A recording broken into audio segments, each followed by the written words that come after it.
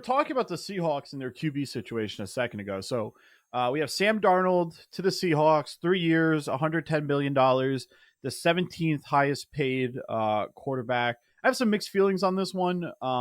Because Gino, if nothing else, is a pretty composed quarterback, and even he struggled in Seattle with their terrible offensive line. Sam Darnold does not like to be pressured. That's where the quote comes from. I'm seeing ghosts. This team's in a rebuild. If your name isn't JSN, I really don't think you should be all that excited about this. I'm giving this a B minus. Mikey, I think this is a terrible trade.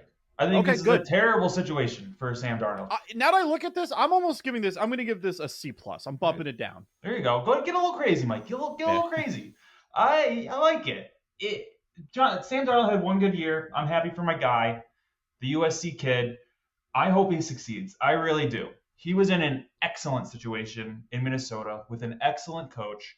I don't really have anything negative to say about the Seahawks coach per se. I don't really have a strong opinion which way or the other, but I do have a strong opinion about the Seahawks, who I believe you just said have a pretty bad O-line.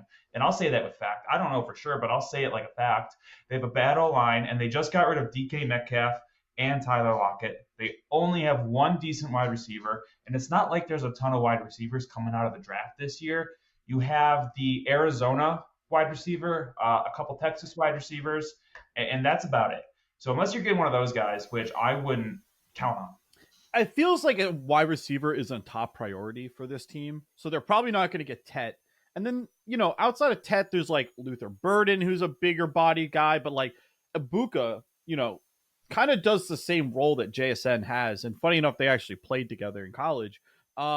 Yeah, I don't know. I'm a little worried about this Seattle team. So I think we're in agreement that we're not crazy about this deal. So moving